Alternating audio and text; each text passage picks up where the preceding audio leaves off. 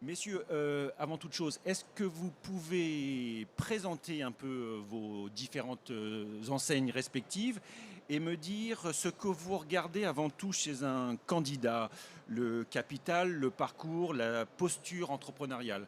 Ah, Alors nous, ce qu'on va regarder, c'est Cash évidemment converter Cash déjà. Converter. Donc Cash Converter, on est une enseigne spécialisée aujourd'hui autour du pouvoir d'achat. Mm. Notre business model, c'est vraiment de pouvoir répondre à la problématique du consommateur d'un point de vue budget. Et on va proposer des produits d'occasion, de seconde sens et de la seconde main. D'accord. Ce que vous regardez chez un candidat. Alors nous, ce qu'on va regarder principalement, c'est évidemment les capitaux. C'est important parce qu'aujourd'hui, notre business, il faut financer justement des produits. Mais ce qu'on va regarder, c'est plutôt de l'ADN Mm. du franchisé, potentiellement si c'est un entrepreneur ou pas. Aujourd'hui, évidemment, nous, on privilégie des entrepreneurs parce que le métier est difficile. Donc aujourd'hui, on va accompagner ce type de profil. Romain, pour vous, pour Nesten, un petit mot sur Nesten et le profil chez le candidat. Bien sûr, bonjour à toutes et à tous. Donc Nesten, c'est un groupe d'agences immobilières. On compte un petit peu plus de 400 agences immobilières en France. Oui. Quelques-unes ailleurs aussi, on parlera sans doute de croissance. Oui. On développe tous les métiers de l'immobilier. C'est un réseau qui existe depuis 2017.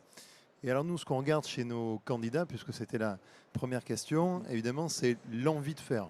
Ça paraît tout bête aujourd'hui, mais un franchisé, c'est avant tout un commerçant, un entrepreneur. J'entendais des mots tout à l'heure notre confrère de Ruralia qui était tout à fait juste. On cherche avant tout des gens qui soient motivés, des gens qui aient une capacité de travail, parce que je le répète tout au long de mes journées, mais évidemment, franchisé ou pas, la première capacité qu'on regarde chez nos entrepreneurs, c'est une capacité de travail, d'investissement personnel avant même l'investissement financier. Voilà.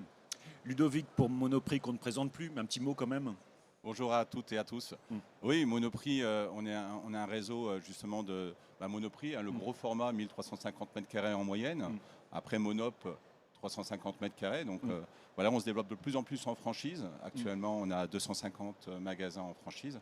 On va dire le profil idéal, ça va être l'entrepreneur, le commerçant. Sur le format Monoprix, on va plutôt aller sur quelqu'un qui a une connaissance grande distribution et aussi sur les deux formats, une connaissance en restauration, parce qu'on se tend de plus en plus vers la restauration au niveau des deux formats. Messieurs, est-ce que le profil a évolué avec la pression et la maturité de votre réseau? Alors je sais que vous l'avez repris, c'est un réseau que vous venez de reprendre, mais est-ce que le profil du candidat a évolué?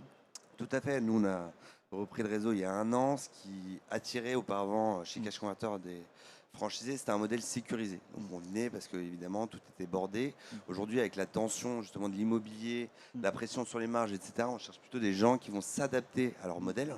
En fonction des régions, on va plutôt travailler des rayons et autres produits. Et aujourd'hui, on cherche vraiment cette capacité à être agile. Parce que en fait, un modèle rigide aujourd'hui, ça peut s'estomper. On le voit sur certaines enseignes. Et nous, on va justement privilégier des profils qui ont cette fibre de pouvoir se repenser et nous challenger pour pouvoir créer de la valeur. Ludovic, même question, est-ce que le profil a évolué en fonction, face à la pression sur la rentabilité? Oui, alors on va dire que, alors moi qui suis au niveau du recrutement, on va dire qu'aujourd'hui je recrute totalement différemment. On est plus sur la sélection des partenaires à la franchise. On va regarder son profil bien sûr en termes de capacité, mais depuis 5 ans, on recrute et on sélectionne différemment par rapport à 5 ans. Romain, avec la sortie du Covid, la pression sur les agences, est-ce également le profil idéal a-t-il évolué? C'est lié effectivement au marché, mais c'est aussi, je pense, lié dans tous nos cas à la maturité du réseau. Nous, avec 400 agences immobilières aujourd'hui, notre besoin n'est pas le même que quand on a démarré. Oui. Donc, on cherchait des profils qui soient intéressés par le multimétier. Ça, c'est très important. On cherche des profils qui veulent développer un centre de profit. Et le développement, il peut être horizontal, c'est ce que tout le monde voit. Hein, c'est développer plusieurs magasins. Il peut être aussi vertical. On cherche, et le parallèle avec le Covid est intéressant, parce que on a eu, nous, dans l'immobilier, une sortie de Covid qui a été plutôt, il faut le dire, profitable à notre activité. Mais après, on a eu 2 années, 2023 et 2024, qui ont été quasiment catastrophiques. Ça, tout le monde en a parlé.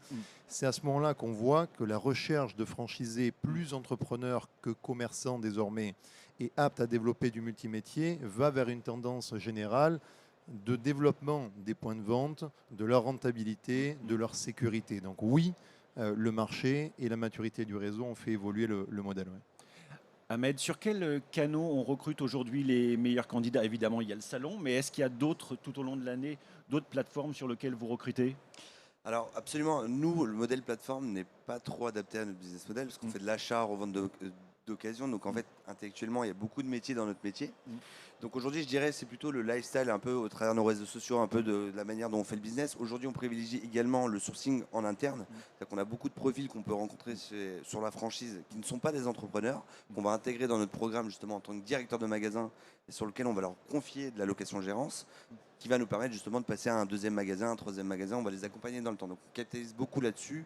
Et justement, on l'a vu sur cette année, on a réussi à transformer pas mal de nos collaborateurs. Ludovic, même question. Le bon candidat, vous le recrutez forcément sur le salon, mais un peu ailleurs, j'imagine, tout au long de l'année? Alors sur les salons, sur les annuaires habituels, aussi sur les réseaux sociaux. Oui. C'est très important. Le réseau aussi qu'on obtient. Et après, par la cooptation. Aujourd'hui, on a mis en place, au sein de beaucoup de marques, au sein du groupe, on a mis la cooptation. En fait, c'est les franchisés historiques qui vont amener des personnes qui ont la connaissance du métier et qu'à ce moment-là, on va aller sur la cooptation. C'est intéressant. Romain? Un peu pareil que mes deux collègues. On a 50% du développement du réseau qui est assuré par les franchisés. Donc ça, c'est quelque chose qu'on a bien réussi à mettre en place. On en a fait une culture d'entreprise. Et puis, évidemment, on change aussi beaucoup de réseaux sociaux comme Ahmed, parce qu'il y a beaucoup de lifestyle aussi dans l'immobilier. Ahmed, comment est-ce qu'on passe du bon candidat sur le papier au bon franchisé sur le terrain? Très bonne question. Nous, en vrai, on teste. Donc on ne s'interdit pas de dire en gros venez dans un magasin, vous enfilez la tenue cash converter et vous faites le business.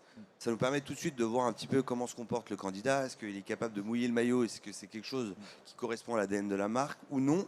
Et en fait dans ce cas-là on va plutôt lui recommander de s'associer avec quelqu'un de plus opérationnel, d'être un bon gestionnaire.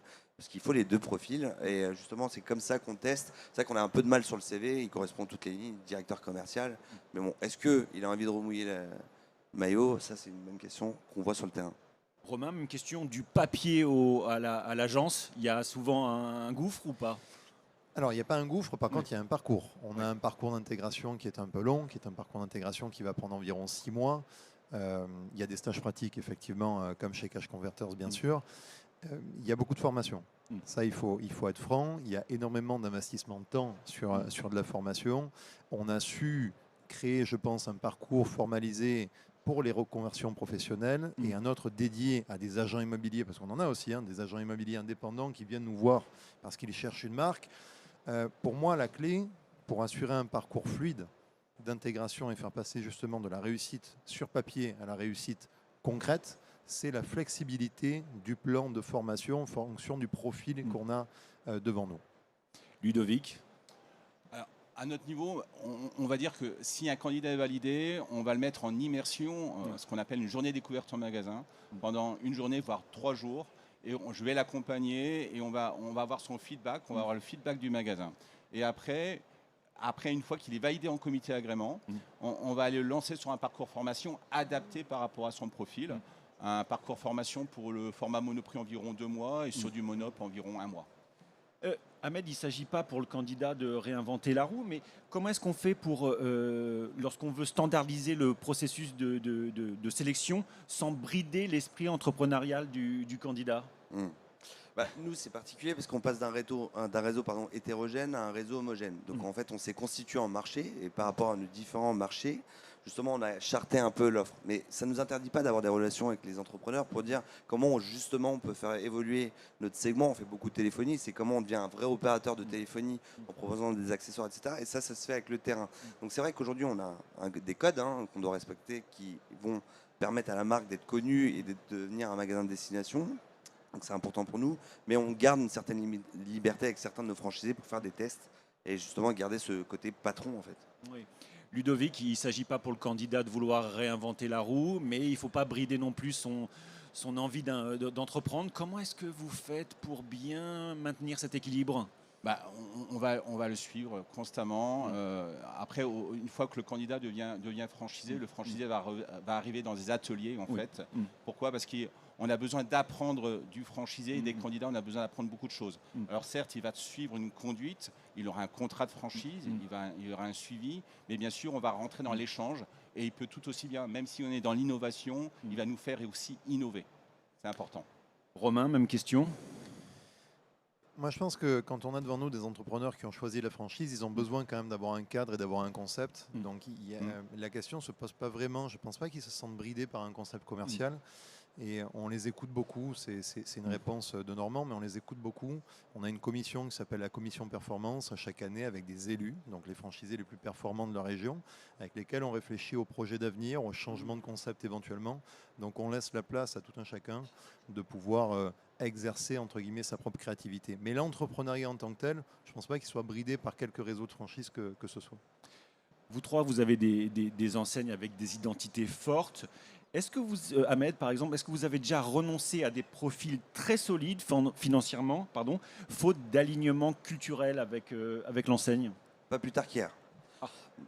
Pour être très transparent, pourquoi? Parce que, comme dit, le marché est difficile. Aujourd'hui, on cherche plutôt des profils entrepreneuriaux et pas juste des investisseurs.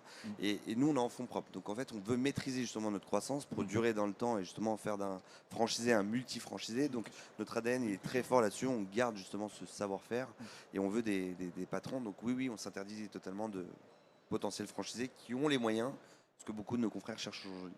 Ludovic, est-ce que vous avez dû renoncer à des profils très solides financièrement, mais qui n'étaient pas dans l'ADN de l'enseigne Monoprix? C'est arrivé il y a pas si longtemps que cela, quelqu'un qui avait une grosse capacité financière. Et il se trouve, comme il n'avait pas sur du format Monoprix, il n'avait pas l'expérience grande distribution, j'ai eu un échange justement avec la finance, justement, parce qu'il n'avait pas le profil grande distribution. Et même s'il avait beaucoup d'argent, ça n'a pas matché sur le reste. Romain? Oui, nous, on a un concept qui est pas excessivement coûteux, entre guillemets. Donc, la question de la finance, ce n'est pas une grande question pour nous. C'est un concept qui est assez accessible. C'est environ 50 000 euros d'apport. Donc, on a des profils qu'on refuse, je ne vais pas dire de façon quotidienne, mais de façon à minima hebdomadaire. C'est normal. Parce qu'il faut d'abord qu'on ait envie de travailler ensemble. Je pense que c'est la moindre des choses. C'est juste des gens qui se parlent ensemble, une entreprise. Donc il faut qu'on ait, non pas le même ADN, mais en tout cas la même vision. Il faut qu'on ait envie de le faire. Et on a un métier, nous, agents immobiliers, ce n'est pas un métier, comme le disait Ahmed, c'est pareil, on ne cherche pas des investisseurs. On n'investit pas dans une agence immobilière. Nous, on a des franchisés producteurs.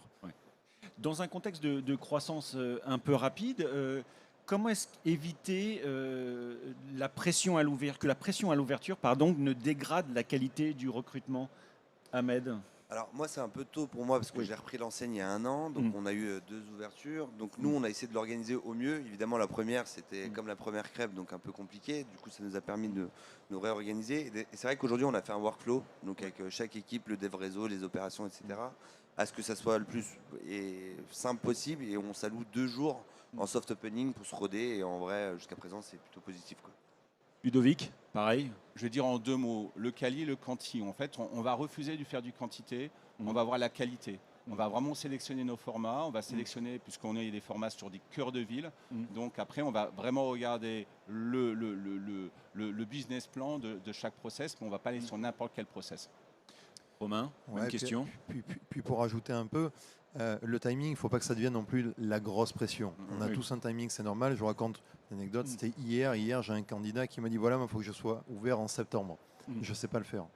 Mais je lui dis, c'est pas grave, si vous ouvrez en octobre, ça marchera, parce que la relation qu'on a tous avec nos franchisés, elle va durer des années, voire des dizaines d'années. Donc je pense qu'on n'est pas un mois et demi près. Il faut surtout bien préparer ses actions de recrutement plutôt qu'être pressé par un délai.